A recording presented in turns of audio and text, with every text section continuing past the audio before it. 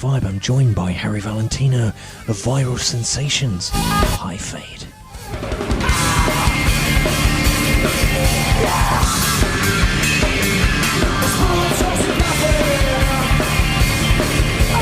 You've been on quite a journey over these last few years, going from busking to where you are today. I mean, obviously, man, you had that viral video.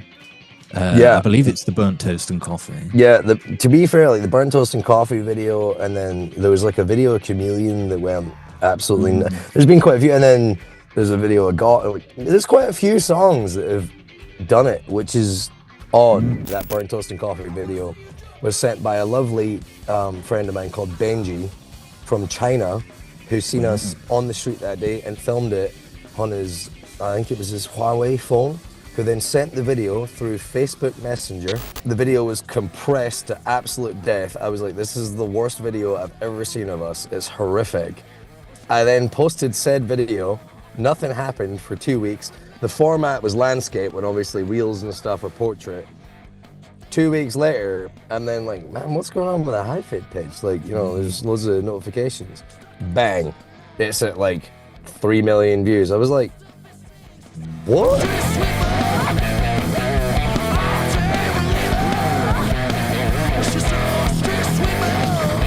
I'll never forget the statement he said. He was like, oh yeah, we could sign you and we could help you, you know, fund this and fund that, but like all your music would be used as collateral. And instantly I was like, what do you mean?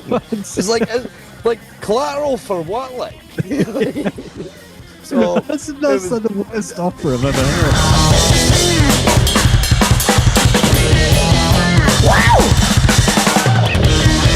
And then they go, Jack Black goes, oh, I'd just love to say thanks to Karen Gillan, Biffy Clyro, and my boys in High Fade for being here tonight in front of a stadium of like 17,000 folk. Sold out gig. I turned around to Ollie and I was like, did I just hear that? Yes. You know that I always describe this scene. You know, have you seen Happy Gilmore? Please tell me you have. Yeah. You know when he wins and he grabs his caddy and he's like, yeah. That was literally me with Ollie. And then my dad was like, did he just say High Fade? Yes.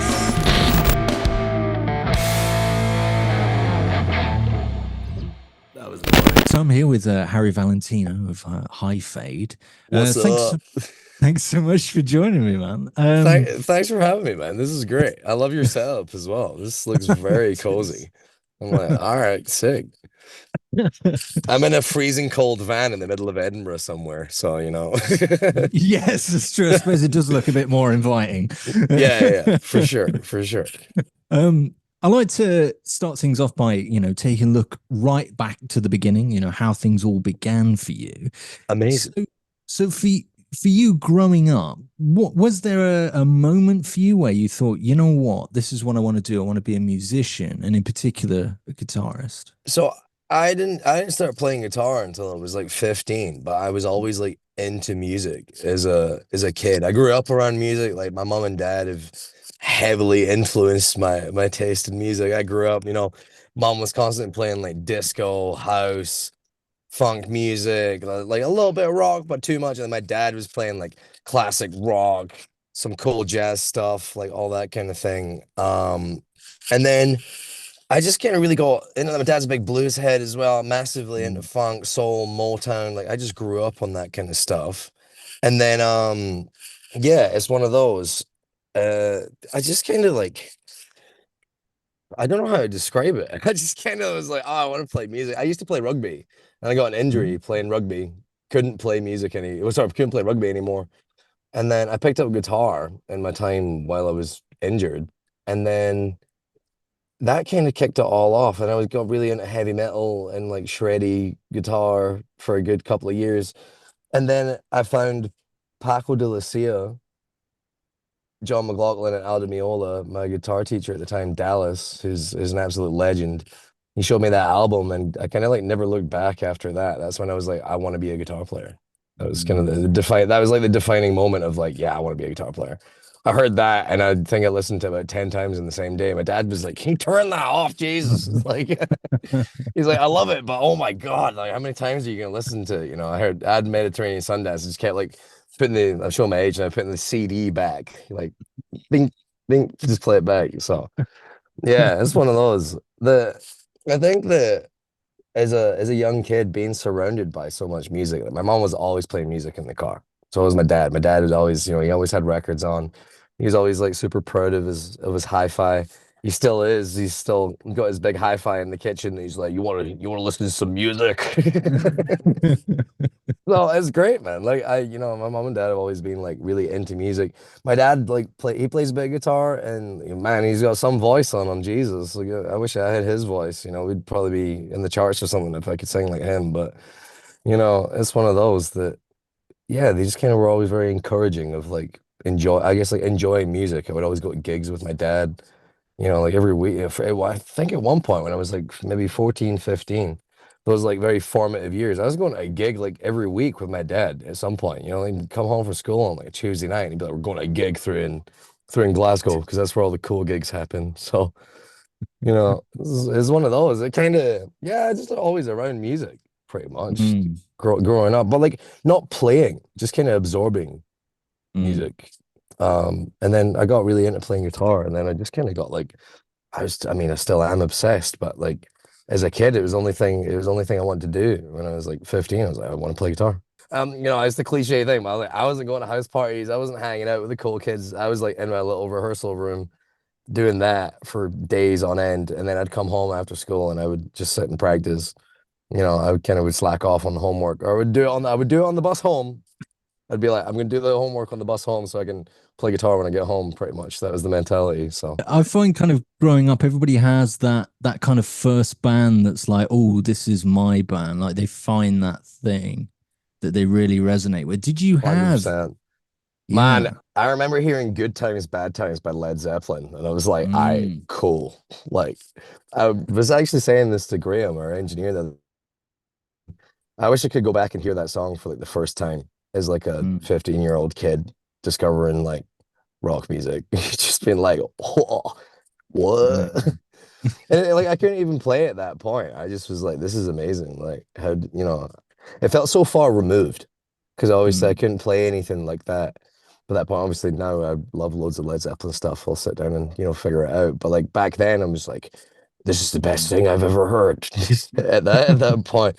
Because you don't really think about music much until I don't know. Yeah, you have like a band that kind of awakens you to like, Mm, oh, I like that. And then you kind of start asking, why do I like that? And what I like about it. Like, is it the drums? Is it the bass? Is it the guitar? Is it everything? Is it how it just sounds? Is it the way it was recorded? All these kind of questions that I always think that asking questions is a good thing. I ask so many questions all the time. I'm always like, I'm not afraid to look, a bit stupid or silly. I'm like, I'd rather ask the question, at least know, than be like, I wish I'd asked that guy about that because I think curiosity is what you need in order to like create stuff. You just need to be curious and I don't know, be willing to look stupid, I guess. mm. Um, I find High Fade is this interesting blend of, it's got funk in there, it's got rock in there, it's got even some jazz in there. Do you guys just not kind of want to box yourself into a particular genre? It feels kind of Yeah, per song there's a slightly different. yeah. I feel like yeah, we just kind of like to keep it open and we're like, if we want to play some heavy stuff, we're gonna play some heavy stuff. If we want to play some crazy fast funk stuff, cool. And also there's like some slow, chill Mm, funk songs in there. There's not many of them, but like we play that stuff as well. I guess for us is like we just kind of play what the band's kind of feeling. I might start playing something and people be like, "Oh, that's cool. Like, what's that?" Or Ollie will come out with a bass line, and I'm like, "Oh, that's a groovy little tune right there." And then we'll do that, or Heath will have an idea. And I think that in the history of the band, we've had quite a few drummers, and we've been very mm, lucky that every time we've been able to play with like. We've had like what six drummers now. We've been able to play with like six great drummers that have all kind of brought their own thing to it.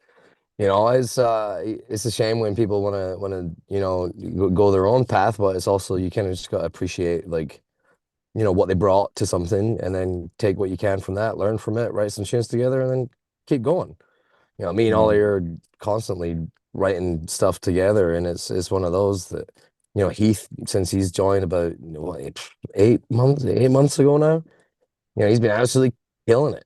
And he's really kind of brought for this new album that we're working on, he's really brought this like sound to it that I think he's really brought a good edge to like the actual like songwriting of it in terms of like I don't know how to describe it. It's like, it feels more like because we don't fit in the jam band world, but we've also kind of tried to like I feel like we don't really fit in any of these like specific like boxes, not even just genres of music. I don't think I want to sound like I don't know one of these like low and behold people, but I genuinely don't think we fit in like not even like a genre box, but also just like how we do things and also like how we write songs or how we make things. I think yeah, like I speak to other bands and they're like, oh, so like that's what you guys do. Like that's really strange. And I'm like, oh, to me that feels normal, but supposedly that's the way we do certain things is pretty weird. But I feel like this new album has like actual like songs on it. Like Mm, I feel like I'm like we have like put the time and care into this. We've like really given it everything that we have, but also like we've I feel that we're showing how much we've learned from being on the road for so mm, long and meeting all these different people, seeing all these other bands, playing with all these other bands, all these other musicians that we've met along the way. I really feel that it's brought together this culmination of all the things that we kind of enjoy, that we listen to, that we don't like. We've figured out mm, all these little things along the way, and it's been really nice to see that come together, not just in the studio, but like playing it in a rehearsal room together. Like we're still really, we love playing them. And that I think mm, that for us is the most exciting part is that we genuinely do love playing these songs, whether there's an audience or not, or whether, someone's filming it or whatever. We don't think about that. We're just like, I enjoy playing this song. Cool. And I think it's been a healthy thing for us to have toured so much and then kind of take what we had on the road, tour it for, to absolute death. We've played, don't know how many times I've played Burnt Toast and Coffee, but too many. It's nice to have a bunch of new stuff. And when I say a bunch of new stuff, I mean like we've got like 20, 22 new songs that wow. we've like written, recorded, and done. And I'm not giving everybody all of them at the same time, so don't even ask. But I think we've really pushed ourselves as a band, as musicians and as songwriters, 100%. Like it really feels that way, and is been tiring, and that's how is good, but also is really exciting, and I'm really excited to like play this stuff, but also like put it out. I'm just really kind of buzzed about the Mm, future of what we're doing, and I think that's a huge thing. Is it doesn't really fit in one genre or a box as such. It's kind of a it's his own thing, and it feels weird to say that. Like I can describe like, oh, it's got elements of, funk, rock, mm, metal, jazz, but then it's also there's just this thing when I listen to it that I'm like, I haven't really heard this concoction of what all these things are in a way that kind of makes sense almost, which is now feels like it's starting to make somewhat of sense to me, which has kind of helped me with like writing more songs, I guess, mm, because I've had more time to like, oh, I like that song. Why do I like it? And kind of dissect our, I guess, our own songwriting and be critical of it. I'm like the biggest critic of the band. Sometimes it's a blessing and a curse because I feel like we really push hard, but sometimes I think that I'm reach a point where I'm like, just put a song out, just put a song out, mm. bro. Like just do it. Stop thinking about it. Just go and record it, shut up, and do the song. I mean, obviously, speaking of, you know, new record, well, potentially the new record at some point. Um, how's that process? Obviously you mentioned as well that you guys approach things in maybe a bit of a different way. How's that process changed since the first album, do you I would feel? say that there's obviously for us, you have to kind of. I love the first record. I love Life's Too Fast, but I also Mm, felt like we I felt that there was elements of it that were rushed and not in the studio. It was more like after it that I felt like I we could have spent more time on that for sure. And I feel that this new record, we've really given it a lot more attention to detail, and we've also mm, taken a lot more things that were like, why do I love this record? and what do I enjoy about it? Is it the production? Is it all these taking kind of going into more records? Listen, I've been listening to so much more stuff as well, Mm, vastly different, and kind of asking the questions, why do I like it? What draws me to listening to that? Why do I choose to put this song on when I get in the car or I put my mm, headphones on? What is the reason for that? And it might be, oh, I love this, or the lyrics are great, or the melody's great. I think there's just a lot more. There's been a lot more things that we've learned, and we've spent a lot more time. Like we had a great time in Nashville for a couple of days cutting. We cut 9 songs in 2 days, which supposedly in when we were in the studio, they were like, "You gonna do what?" And we were like, "Yeah, like we got 9 songs already. Like, we're gonna do it." And they're like, "No one's came and cut 9 songs in 2 days for like I don't know how long, but cool." And we did it. Like like mm, I mean, is for us, it was one of those. We were with our producer Graham, and he was like, "I mean, this is what they do." Like everyone else in the studio was a bit kind of surprised that we were so ambitious, and he was like, "Oh, I know they're gonna do it. I believe I believe in them." Great Graham, our producer and engineer, he's a great like rock to bash our heads off sometimes. He's also great mm. at telling us when it sucks. He's just like, guys, like go and smoke a cig or something and come back because it doesn't sound right.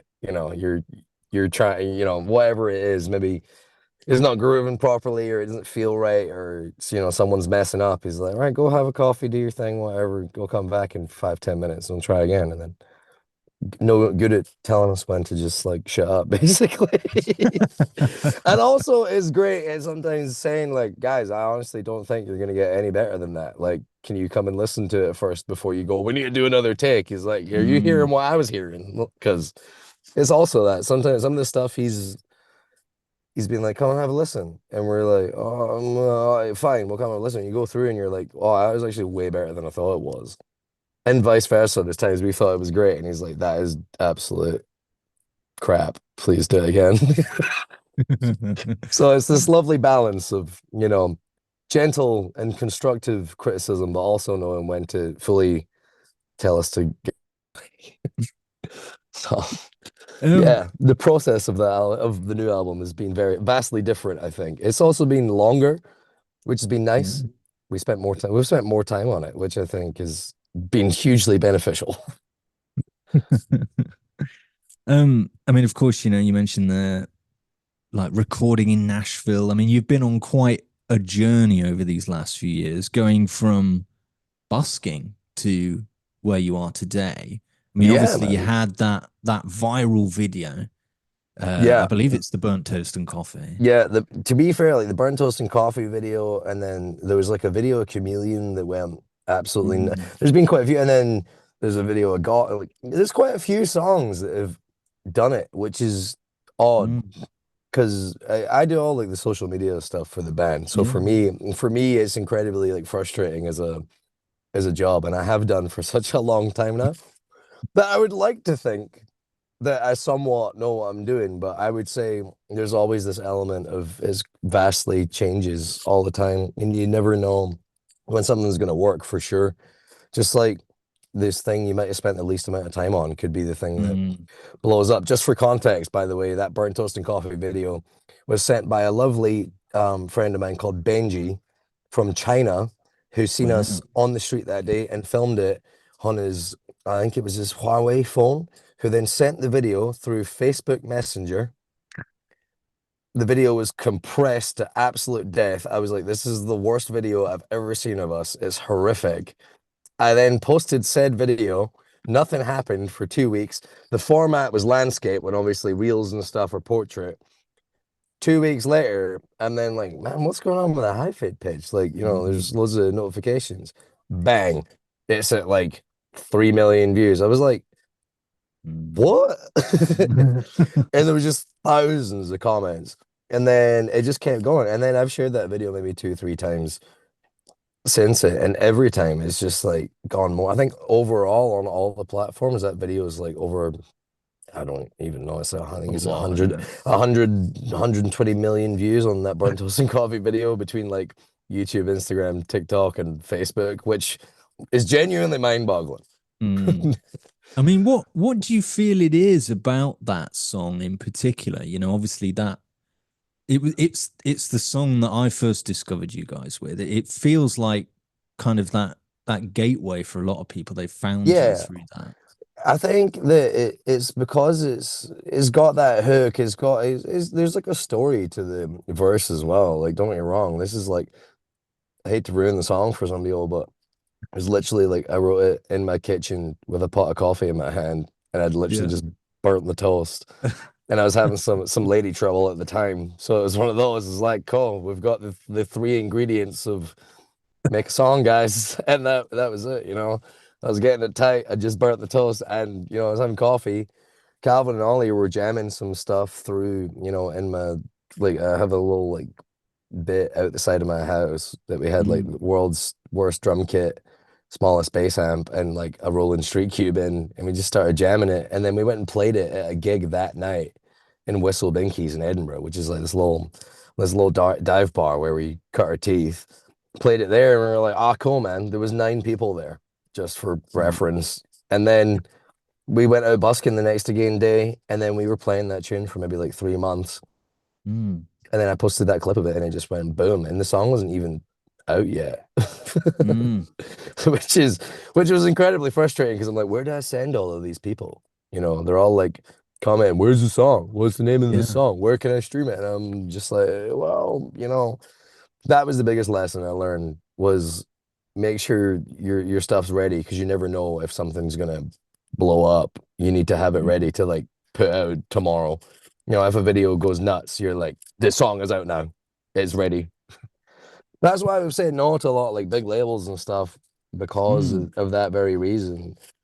There's so much trial and error, and a lot of labels don't want to let you do this trial and error in order to find something that works. I'd rather just know them that this stuff is ready. I can put it out tomorrow if I want to, or I can keep it for 3 months or 6 months, and we can wait and choose our own destiny. Which mm, some people would say is absolutely nuts. Like I'm not gonna get into details of like what labels and all this stuff, but yeah, there's been some pretty crazy stuff that I've seen. Our mm. manager Simon is saying he's just been like, you know, there's been a couple that have been like, what? And I'm like, nah, let's not do that. Like, and Because there's I obviously been some imagine, crap offers as well. I can't lie to you. yeah. It's not all sunshine and roses. We're very much Mm, still an indie band. Like we run our own label. We do everything in house. Ollie advances every show. He's basically the full-time tour manager and bass player. And then we've got, our man Jack that helps us out. We've got Ange, our booking agent. We've got Noah, our booking agent. That's all we've got. We've got Simon, our manager. Keith's on drums. He helps me edit videos and do some stuff sometimes. I run all the social media pages, all the marketing stuff. Very mm, much just like an in-house team. And then we've got a couple of people that, freelance with us and artists. I still believe that real art has a place in music as much as mm, the music industry is changing with a lot of like AI stuff and also like all this generative stuff, not just in music, but in loads of different fields. It's killing a lot of things. Obviously, I'm not gonna lie to you, I'm not massively educated on it because I'm very much focused on just continuing to do what we do. And hopefully by doing that and people seeing that it's a legit and real thing that makes people like it. mm. That's all I can hope is that, the future is uncertain, but you know, also I'm certain that we're going to continue making bangers. So Because I mean, I imagine having that, well, being independent, it gives you so much freedom. You can choose your own destiny, essentially. You're not going yeah, to have it- that and that kind of, and yeah. obviously there's limitations to that. There's doors that Mm, unfortunately stay locked because if you're not, contracted up to the hilt or giving yeah. away giving away XYZ, then it's not going to happen. And you have to be okay with that, and we're okay with that. I mean, we've played pretty much every major festival in the Mm, UK apart from Reading and Leeds. That's kind of like the last one. We've been in toured Europe 3 times. We've toured America 4 times off our own backs, and soon to be 5. We've done sold out UK. We've played hundreds of sold out shows now in the UK, which is nuts. And the same in the US. So it's like for us, it's very much, yeah, it can be done as an independent band. I think that a lot of bands are are working extremely hard, but they also need to accept that it's not just going to happen in a month. You know, I've been Mm, doing this for the best part of a decade now as High Fade. I mm, didn't join any other bands. I started this one and I stuck to it. Biggest advice for a lot of musicians, you're in far too many bands. You need to mm. pick one and you need to stick to it. That's my biggest thing. My biggest gripe with the music industry. I'm like, you're spinning eight different plates. One of them Yeah, is, yeah. one of them is gonna just get really good at spinning one plate Mm, and carrying it everywhere you go. Because that plate is your band essentially.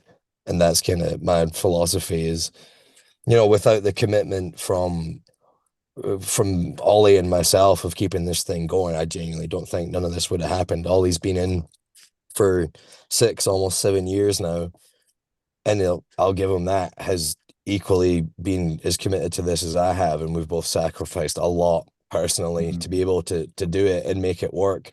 And it's not always been amazing, it's great going viral and whatnot, but Yeah. you're still, it's one of those, you can have, 500,000 people that follow you now, but you're still a struggling artist at that point. And Yes. then eventually, if you get it right and you get your stuff together and you take it seriously and you treat it like a proper business, which it is, because we're in the music business, as much as people don't want to admit that, it is a business. And you get the right help and you have the right people that you work with and you don't do anything stupid and stay off the drugs and all this kind of stuff, and we don't drink at any gigs. It's a big rule for us, no drinking at any Mm, shows ever. None of that stuff. If you can keep your head on your shoulders, pretty much, I think that a lot of bands could learn a lot from trying to not be rock stars way too soon.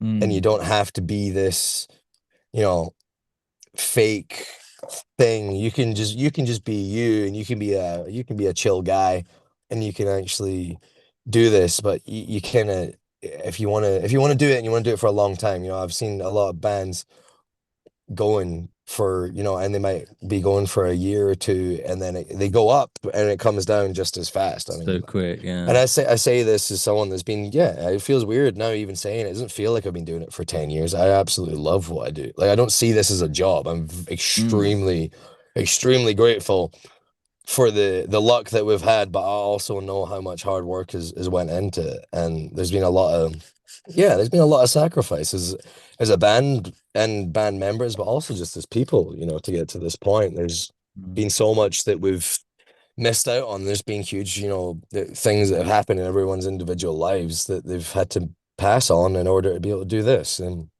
I think that's a huge thing is, some people can think, oh, that must be nice, that you're doing that. I'm like, yeah, but it also is nice to be able to do some of the stuff that you're doing that, we don't get to do because yeah, I'm buzzing to be away on tour for 11 months, but yeah, you miss a lot of a stuff. long time. It's Yeah. a long time. It's a lot of ups and downs, but you just have to love being on the road.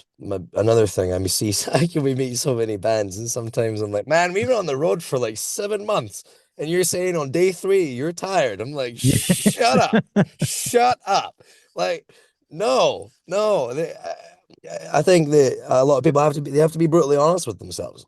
So like, how badly do you want it? And you can't complain because there's someone out there who's willing to do twice as much, and they're not going to say nothing. They're just going to take it. And I don't think Mm, that that's always the healthiest thing to do. Don't get me wrong. I'm a big R&R guy as well. Love me some rest and relaxation, but also you got to do that in order to then go 100%. But if you're not actually ever given 100%, then what's the point almost?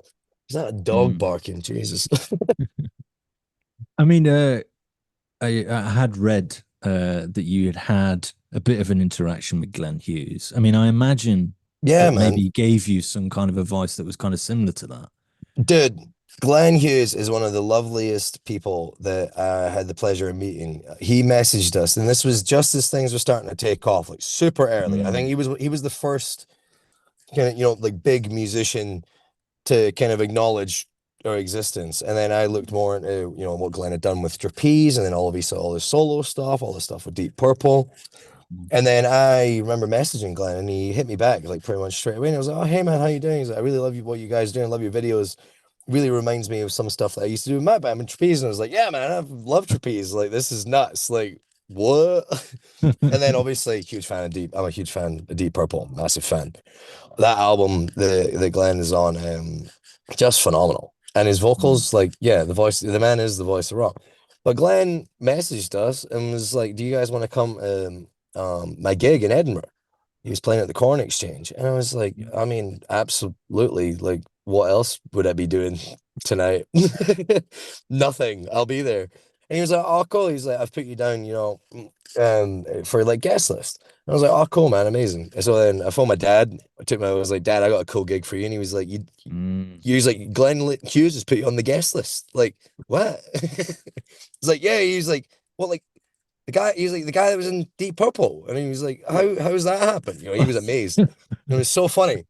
So then I round up the boys. We meet for some food, and then Glenn messages me, and he's like, "Oh, do you guys want to swing by the hotel, and we can say hi at least? Because I'm not gonna really get to see you at the show."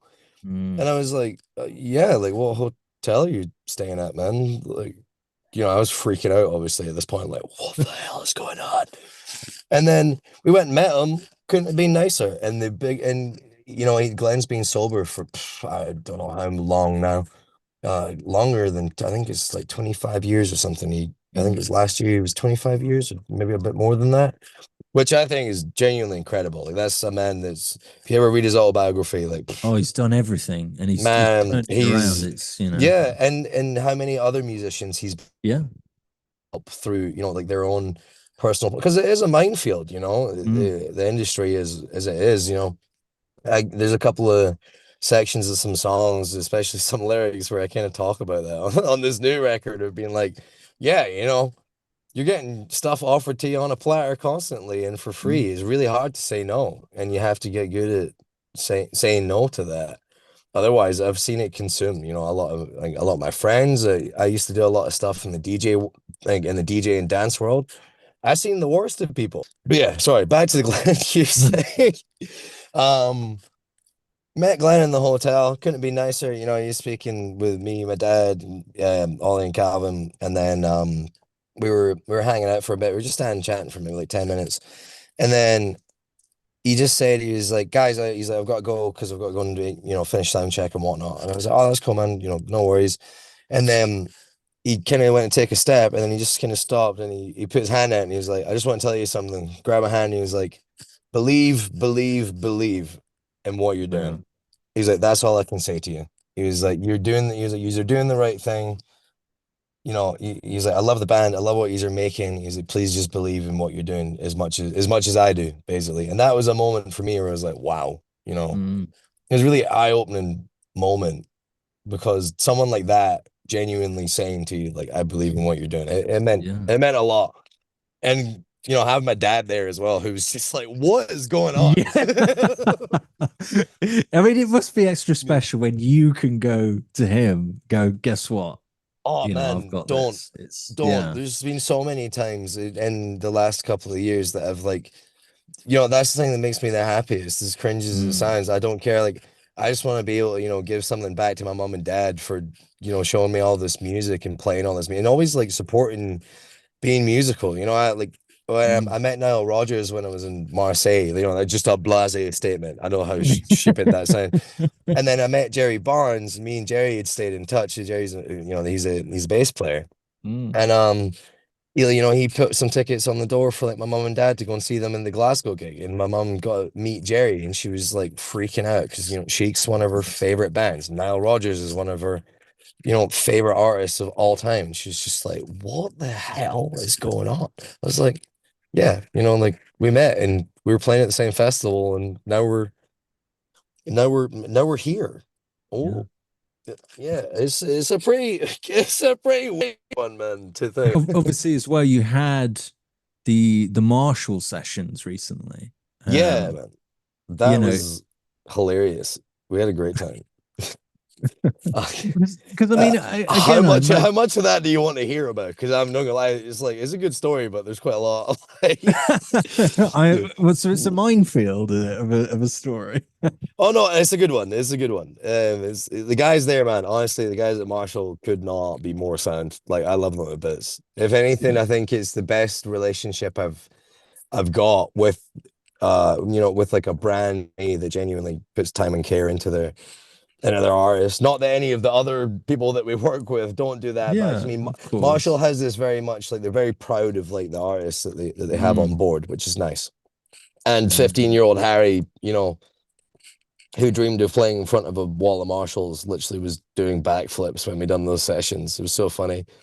We showed up and they were like, oh, like I was joking about like, oh, can we get the wall of Marshalls? And like lo and behold, when we showed up, there was fat wall of Marshalls there for that. I was like, oh my God. Um, so there was I still have a thing going with the Hughes and Kettner guys as well. They've always been great, always been good to me. And I kind of use like a mix of like the Marshall and the Hughes and Kettner. It depends on like how big the I guess the gig is in Mm, theory. But always the Marshall JMP 100 watt plexi is like I'm constantly using that. I use that for everything now, and I absolutely love it to the point that I plugged into it first. I think I plugged in a J no, I plugged in a JCM 800 when I went to meet Joel, the wonderful A&R there, absolute lovely man that he is. Um, went to meet Joel, plugged in a JCM 800, and I was like, I like this. So I was like, but it's a bit heavy for me. I kind of need something a bit cleaner. And he's like, oh, we've got this JMP reissue, and I was like, what the hell even is that? Kind of in my head, not trying to say I don't know about amps or nothing, but it was one of those. It was like, cool, man, it says Marshall on it, so it's probably going to be good. You know what I mean?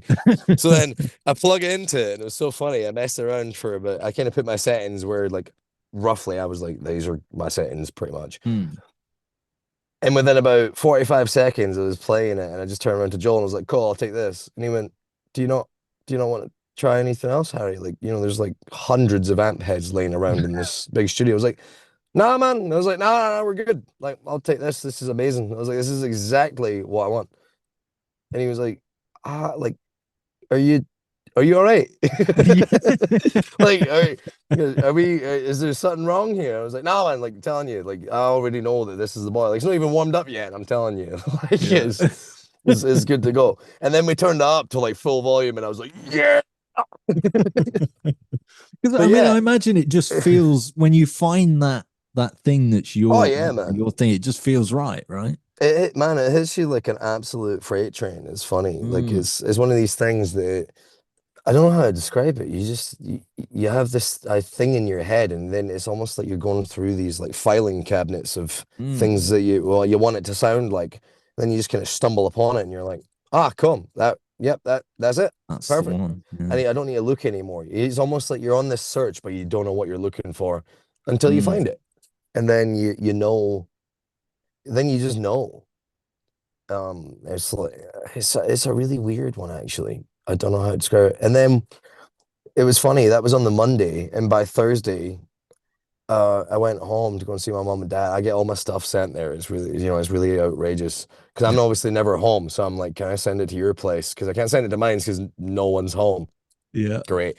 So I always send everything there. My dad phones me like on the Thursday, and he's like, "There's like 3 boxes for Marshall here. Like, what's going on? Like, did Mm. you order this?" And I'm like, I hadn't even told him that I'd done the Marshall thing yet, by the way, because I hadn't forgot to tell him, but I just kind of was like, I'm gonna wait and just let the boxes show up, and hopefully he's like, "What's going on here, man? Like, there's 3 boxes for Marshall."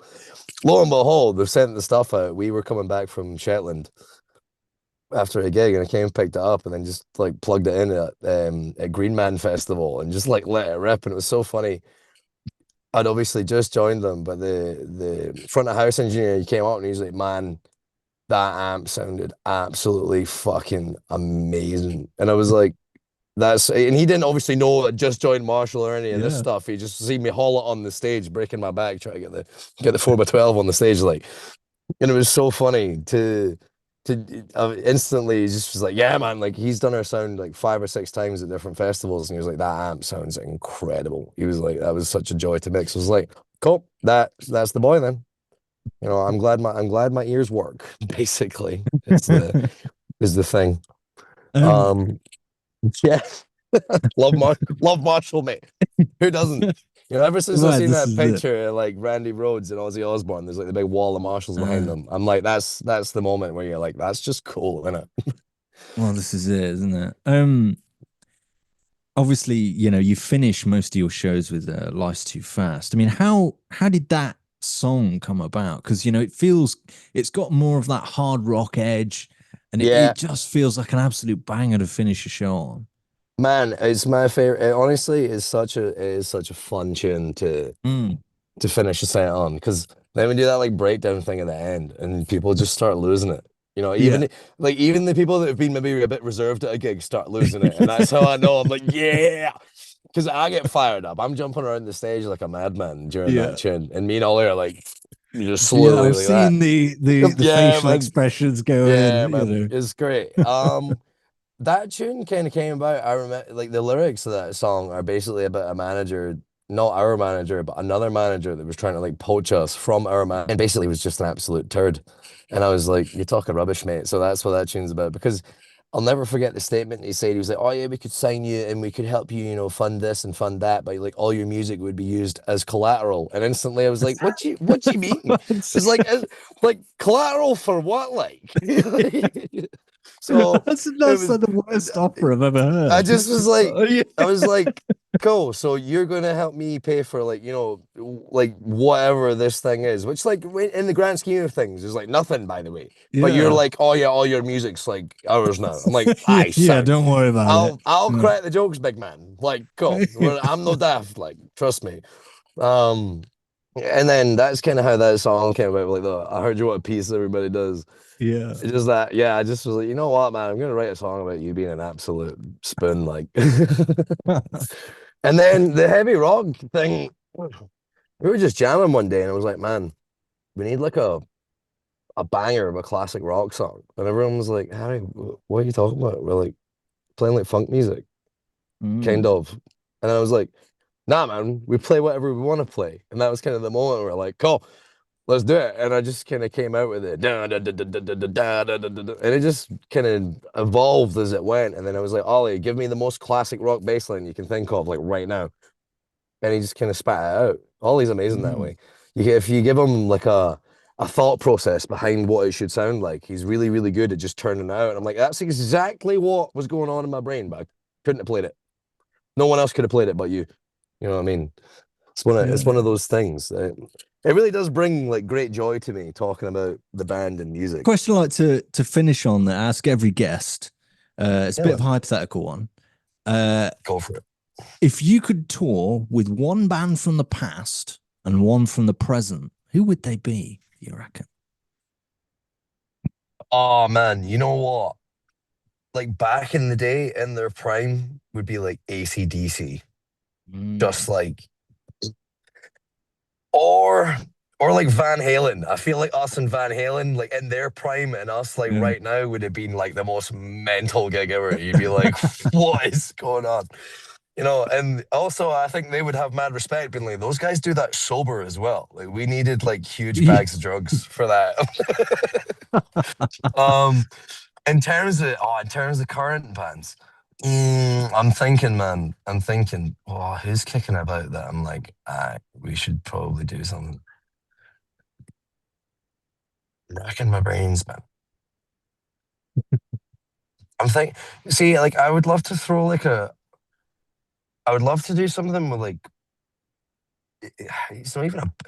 Is it a band? No, it's not a band. I'd love to do something like Purple Disco Machine, man. Like, I think that'd be gas. Really? Okay. Like an actual like live show. That would be pretty nuts. There's also an amazing Australian guy called Harvey Sutherland. He's like a producer and DJ, but he makes some mad funky stuff that I'm like, this would be sick. Mm. Um, in terms of like bands, I'm thinking, I'm like, there's too many. Man, there's this amazing band that we've done like 5 dates with called Midnight 30, and they're from Texas. And they're Mm. so funny. They're like the Texas version of High Fade. They're basically just us with like big cowboy hats. They even look the same. Like they even look the same. It's like, it's funny. We met, and it was like, that scene, Anchorman, where all the news crews pull up Yes, I was about to and they're say like this. Is staring each this other like off. the yeah? We literally showed up to the gig like, it was amazing. And they're absolute legends as well. But it was so funny. We all showed up and we're like, "What's up?" in Dallas, Texas, they filled in the gig with half an hour's notice because the original Wow. support band sold out, and they showed up, and we were like, these guys are nuts. Mm, So it's so good, so good. Man, you know what? I'd love to tour with Glenn Hughes as well. To be fair, man. Like, mm, so I'd love to do a tour with him, and I'd love to tour with ELO as well. You yeah, know, we were man. meant to play with we were meant to play with Jeff Lynne's ELO, Doobie Brothers and stuff at Hyde Park, and that got cancelled. I was devastated. Mhm. It got cancelled like the night before the gig as well.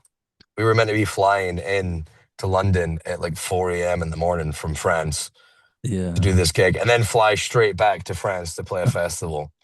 And it got canned. And don't get me wrong, as devastated as I was also slightly relieved that I would not have to go through the ordeal of traveling through London airports at like 4 or 5 a.m. in the morning. Because I love the traveling, but sometimes, man, you reach a point where you're like, these airports stuck. No, I get it, man. So bad. UK airports are just weird for me. I'm like, why is everyone so miserable, man? Bonapic's playing in the duty free section. Let's go. Man, that's the Um, most mental thing ever is that the Life's Too Fast album is available on like Aer Lingus and British Airways flights. really? Yeah, like if you go like on like the in-flight entertainment, you can like Yeah. it's got our album on it.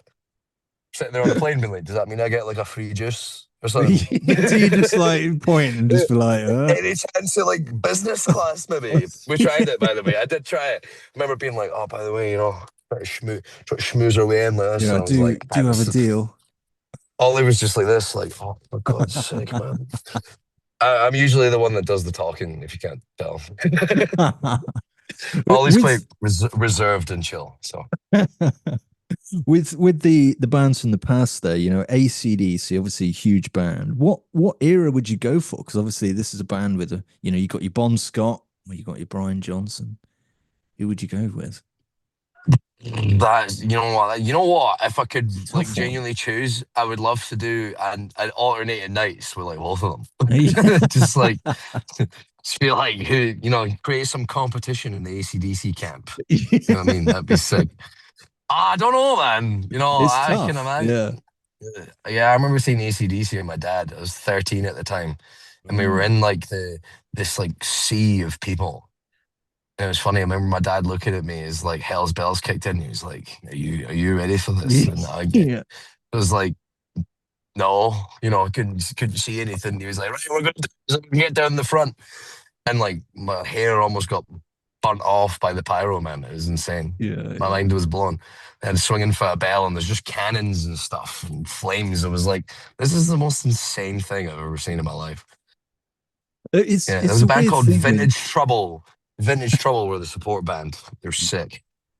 it's such a weird thing, like when you're first going to these huge shows, I find, because you get that look from your dad. Like I've had this as well. It's the like when I Good. was I'm young. glad. I'm glad. Yeah, when I was younger, I went to Iron Maiden, and my dad's like doing the little look of like, you know, you can feel they're coming out, and you get that fucking surge of crowd, and the flames are Yeah. everywhere. And you're like, Man. what is Yeah. going on? Like, Yeah. It's mental. You're like, oh my God.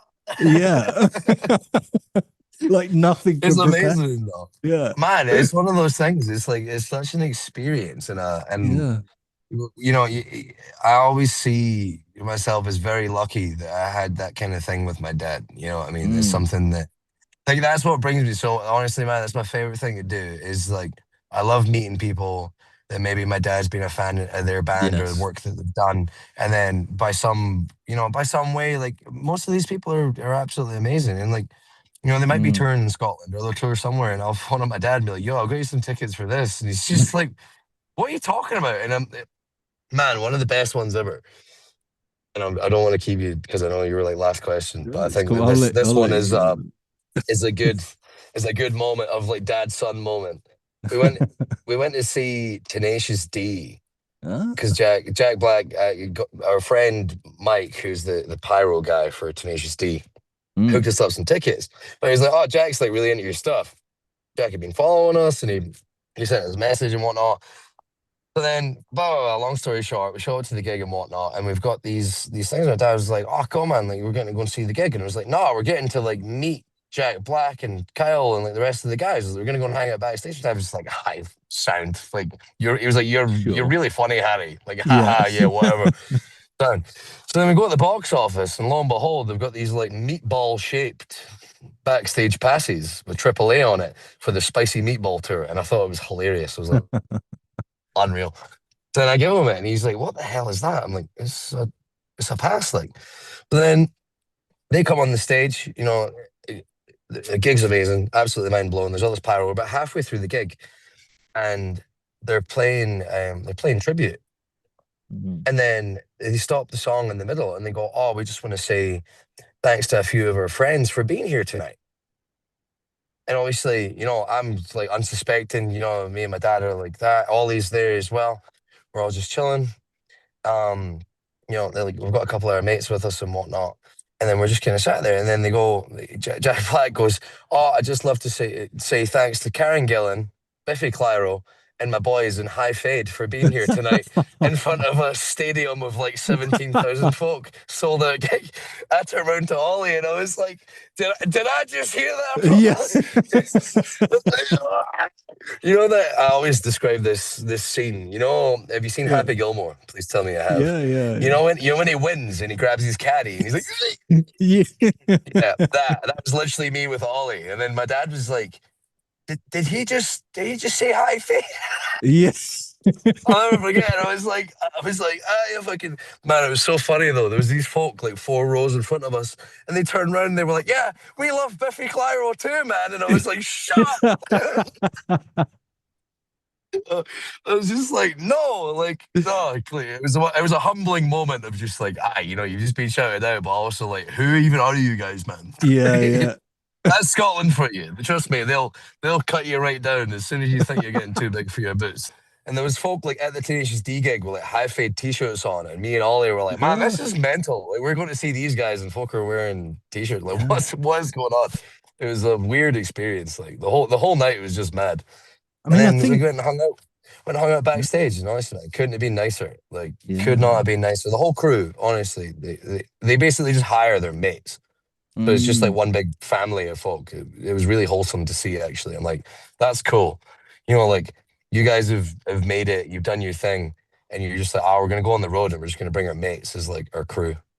Like yeah. that's so cool to see. I can't wait until we can have like mates and roadies on the road with us.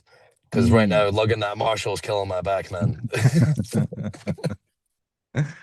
Well, it's been a pleasure speaking with you, Harry.